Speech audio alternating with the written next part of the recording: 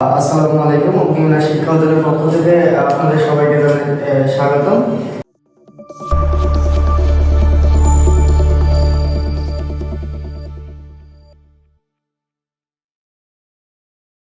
তো আজকে আমরা শুরু করতে যাচ্ছি একটা নতুন টপিক ইংলিশে, সেটা হচ্ছে টেন্স। আমরা কি শিখবো আজকে বলেন? কি শিখবো? টেন্স শিখবো। তো টেন্স শেখার আগে আমাদের টেন্সটা চিনতে হবে। তো টেন্সটা চেনার ক্ষেত্রে আমরা একটু খেয়াল করি, বাংলাতে যদি বেশ কিছু শব্দ বা বাক্য যদি দেখা যায়, যেমন আমি ফুটবল খেলি। কি খেলি? আমি ফুটবল খেলি, কথা কথা বলতে হবে। তারপর আরেকটা যদি দেখি, সে ভাত খাইতেছে। আরেকটা দেখি, সে ঘুমাইয়াছিল। আরেকটা যদি দেখি,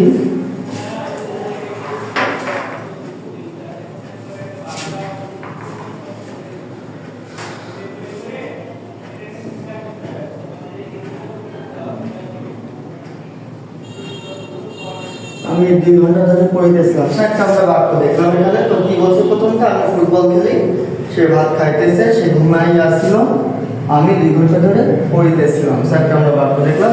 তো বাক্যগুলোর ক্ষেত্রে যদি আমরা ক্রিয়াটা দেখি, কি দেখি? ক্রিয়া, তার মানে ভার্বের দিকে যদি আমরা তাকাই, তো একটু দেখতে পারি এখানে খেলি এটা একটা ভার্ব, খাইতেছে এটা একটা ভার্ব, ঘুমাইয়াছিল এটা একটা ভার্ব, এই যে পড়িতেছিলাম এটাও একটা ভার্ব, তাই না? তো আমার কাজটা হবে যে বাংলাতেও আমি একটা বাক্য বললাম, এটাকে ইংলিশে ট্রান্সলেট করা বা ইংলিশের থেকে চেনা আসলে এটা কোন টেন্সের মধ্যে যায়। তো সেই ক্ষেত্রে এবার প্রকার যদি আসে, টেন্স কত প্রকার আমরা জানি? প্রধানত কত প্রকার? 3 প্রকার। কি কি? একটা হচ্ছে প্রেজেন্ট, একটা কি টেন্স মানে কি? বর্তমান। তারপরে পাস্ট মানে কি? অতীত। তারপরে ফিউচার মানে কি? ভবিষ্যৎ। তো প্রধানত এই 3 প্রকার। আরো প্রত্যেকটা টেন্স কয় প্রকার? 4 প্রকার। কি কি? একটা হচ্ছে ইনডিফিনিট, একটা কন্টিনিউয়াস, আর একটা পারফেক্ট, আর একটা পারফেক্ট কন্টিনিউয়াস। তাহলে সর্বমোট টেন্স হলো কত প্রকার?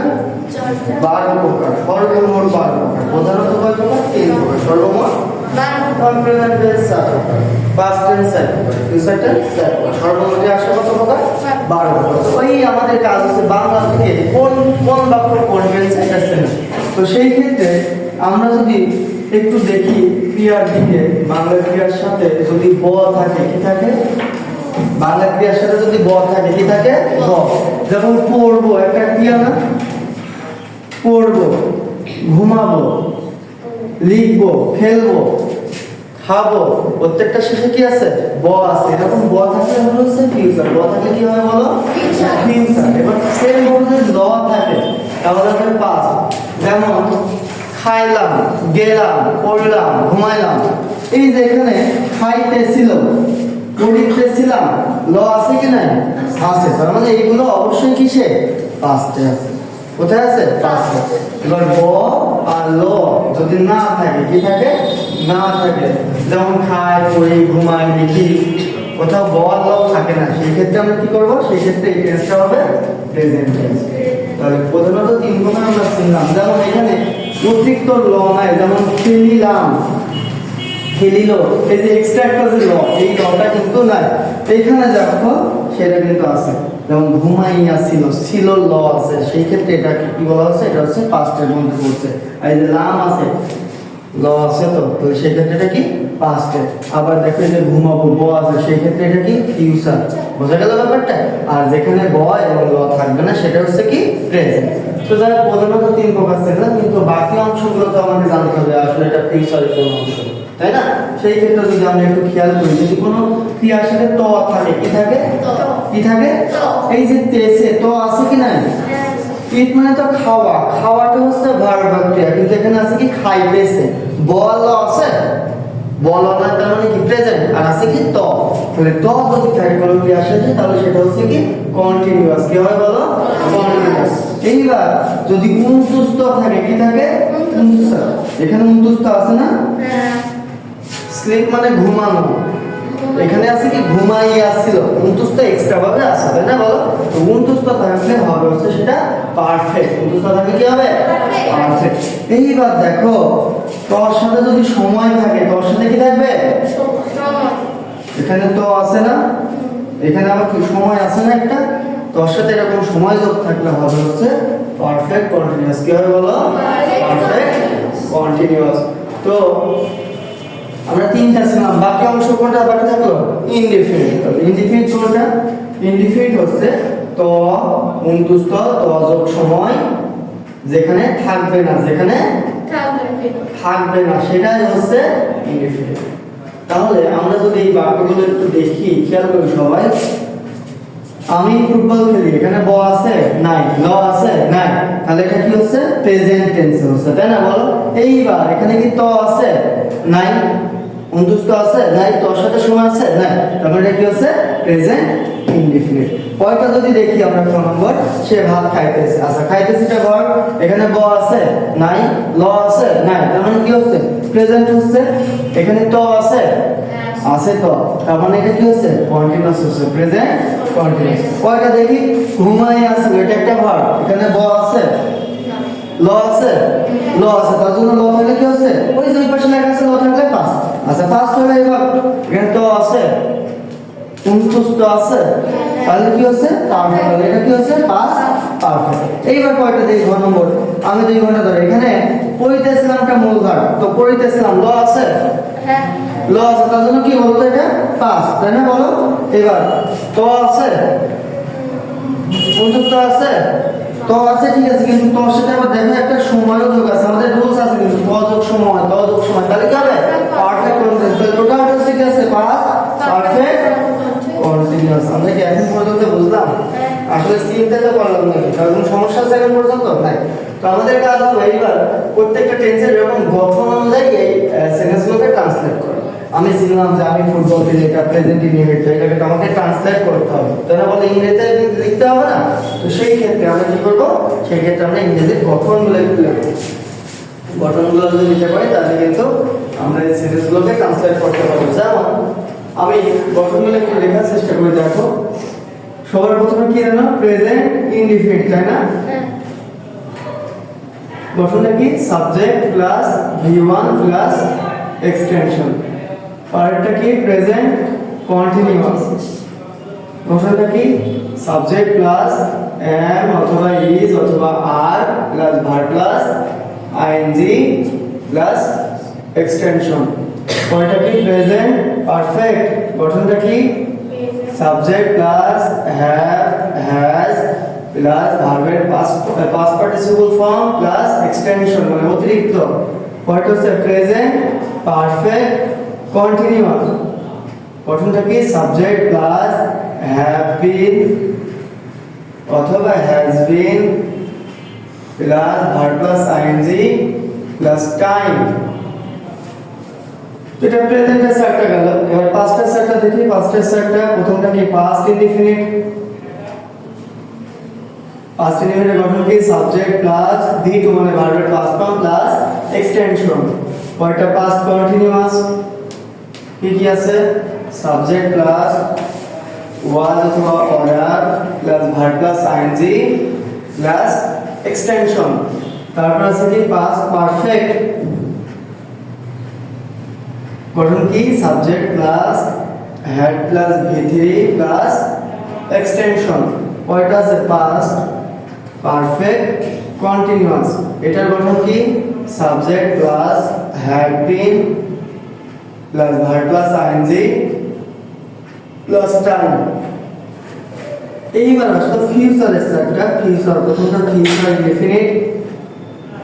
সাবজেক্ট প্লাস শ্যাল অথবা উইল, তারপরে মূল ভার্ব বা base form plus extension. Continuous কি? Future continuous subject plus shall be অথবা will be plus verb plus ing plus extension future perfect টা কি subject plus shall have অথবা will have plus verb এর past participle form plus extension future perfect continuous টা কি subject plus shall have been বা will have been plus verb plus ing plus time এই হচ্ছে ব্যাপার তাই না তো আমাদের কাজ হচ্ছে এখন টেন্স তো চিনলাম তাহলে এই টেন্স অনুযায়ী এইগুলো কি লেখা এইগুলো ট্রান্সলেশন লেখা তাই না তো আমরা যদি একটু খেয়াল করি আমি পূর্ব বলছি এর ইংলিশে এটা কোন টেন্সে আছে প্রেজেন্ট ইনডিফিনিট তাই না আমরা এই যে পূর্ব দেখলাম প্রেজেন্ট ইনডিফিনিটের গঠন কি সাবজেক্ট আই কি আই এবার ভার্ব হচ্ছে প্লে আর আগে হলো কি ফুটবল আই প্লে ফুটবল কয়টা দেখি সে ভাত খাইতেছে এটা কি প্রেজেন্ট কন্টিনিউয়াস তাহলে প্রেজেন্ট কন্টিনিউয়াসের ট্রান্সলেশনটা কি হচ্ছে মানে গঠন অনুযায়ী আমি বসে দেব হি এবার সাবজেক্ট মানে এর দ্বারা যে কোনো একটা তাহলে হি ইজ ইটিং রাইস কয়টা দেখো সে ঘুমাইতেছিল পাস্ট পারফেক্ট ঘুমাইয়াছিল তাই না তাহলে পাস্ট পারফেক্টের গঠন কি সাবজেক্ট দিলাম হি এবার হ্যাড ঘুমাইয়াছিল হি হ্যাজ স্লেপ্ট হয়ে গেল কয়টা দেখো আমি 2 ঘন্টা ধরে পড়িয়েছিলাম তাহলে এটা কি পাস্ট পারফেক্ট কন্টিনিউয়াস এখানে লেখা আছে তাহলে কি হচ্ছে সাবজেক্ট তার মানে আই এবার পাস্ট পারফেক্ট তাহলে হ্যাড বিন এবং পড়িতেছিলাম তার মানে reading for 2 hours is the time for 2 hours তো এই হচ্ছে ব্যাপারটা তো আমাদের এখন কাজ হবে যে একটা বাক্য থেকে 12টা বাক্য তৈরি করা একটা বাক্য থেকে কয়টা বাক্য 12টা বাক্য কিভাবে করতে পারি সেগুলো আমরা একটু দেখব ওই যে প্রথমে একটা সেন্টেন্স দেওয়া থাকবে সেই সেন্টেন্স থেকে টেন্সের গঠন অনুযায়ী 12 রকম সেন্টেন্সই তৈরি করা সম্ভব কিভাবে সম্ভব যেমন আমি একটা উদাহরণ দেখি আই কুক রাইস মানে কি আমি ভাত রান্না করি এটা এই যে সাবজেক্ট প্লাস ভিভার প্লাস এক্সটেনশন অর্থাৎ প্রেজেন্ট ইনডিফিনিট সেম ভাবে বাকি আই আমরা সেন্টেন্সের মতো কিন্তু গঠনের মতো কিন্তু এই সেন্টেন্সটা তৈরি করা সম্ভব যেমন 2 নম্বরটা কি দাঁড়ায় আই অ্যাম কুকিং রাইস তাই না 3 নম্বরটা কি দাঁড়ায় এই যে গঠনটা সাবজেক্ট এবার হ্যাভ ভিতরে কি কুক রাইস 4 নম্বরটা কি দাঁড়ায় I have been verb plus ing cooking rice for the time দেওয়া for 1 hour 1 ঘন্টা ধরে আমি ভাত রান্না করতেছি তো সেম ভাবে 5 নম্বরটা কি দাঁড়ায় I need to cook rice 6 নম্বরটা কি দাঁড়ায় I was verb plus ing cooking rice 7 নম্বর কি দাঁড়ায় I had ভিতরে কুক রাইস 8 নম্বর কি দাঁড়ায় I had been cooking verb plus ing cooking rice time দেওয়া লাগবে ফর 1 আওয়ার ধরে নাও 1 আওয়ার আচ্ছা তো 9 নম্বর ফিউচার ইনডিফিনিট তাহলে I এবার shall আর will আছে will আমরা ইউজ করব I will verb two rice এইবার 10 নম্বর I will be cooking rice 11 number I will have cooked rice 12 number I will have been cooking rice and for 1 hour তাহলে আমরা ইংরেজি গঠন থেকে আমরা ইংরেজি 12টা বাক্য তৈরি করতে পারলাম এবার এক্সট্রা আরেকটা কাজ আমি তো 12টা বাক্য তৈরি করলাম এগুলোর ওই যে বাংলা মিনিং কেমন আসতে পারে আমরা ওই পাশে লিখেছি তো অনুযায়ী আমাদের বাংলা বাক্যটাও কিন্তু নিজে তৈরি করতে হতে পারে বা তৈরি করা লাগতে পারে সেই ক্ষেত্রে দেখো এটার মিনিং কি আসে আমি ভাত রান্না করি তাই না কয়টা কি আমি ভাত রান্না করিতেছি ওই যে তো থাকতে হবে, তো থাকলে কি কন্টিনিউয়াস, আর বলো না তার মানে কি প্রেজেন্ট, ওরা কি দাঁড়ায় প্রেজেন্ট কন্টিনিউয়াস। তার মানে কি হচ্ছে আই, বাংলাতে কি আসে আমি ভাত রান্না করি আছে, ওইটা কি দাঁড়ায় আমি 1 ঘন্টা ধরে ভাত রান্না করিতেছি। এইবার পাস্ট ইনডিফিনিট, তাহলে আমি ল থাকতে হবে কিন্তু, আমি ভাত রান্না করলাম, পাস্ট কন্টিনিউয়াস তো যোগ ল দুটাই থাকতে হবে, তাও থাকতে হবে লাও থাকতে হবে। তাহলে কি হচ্ছে আমি ভাত রান্না করিতেছিলাম। এইবার পারফেক্ট অনুদ্ধ থাকবে এবং ল থাকবে, তাহলে কি হচ্ছে আমি ভাত রান্না করিয়াছিলাম। পরটা কি হচ্ছে আমি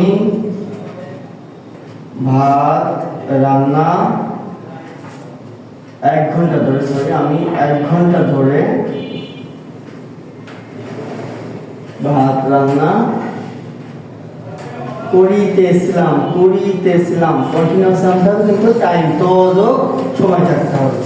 এইবার ফিউচার ইনডিফিনিট কি হবে আমি ভাত রান্না করব, ব থাকতে হবে আমি ভাত রান্না করব।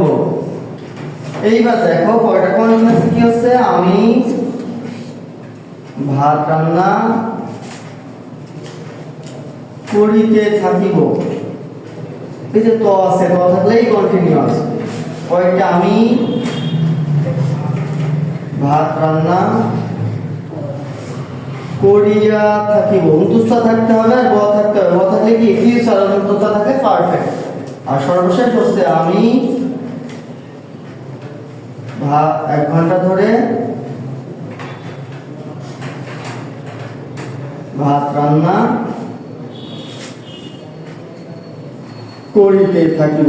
এই হচ্ছে সর্বমোট 12টা সেন্টেন্স, অর্থাৎ একটা সেন্টেন্স থেকে 12টা সেন্টেন্স করা যায় এবং সবচেয়ে সহজ উপায়ে বাংলা থেকে ইংরেজি ট্রান্সলেশন, বিশেষ করে টেন্স অনুযায়ী ট্রান্সলেশন এবং ইংরেজি থেকে বাংলাতে টেন্স অনুযায়ী ট্রান্সলেশন করা যেতে পারে। তো আজকের জন্য এটুকুই, ধন্যবাদ সবাইকে।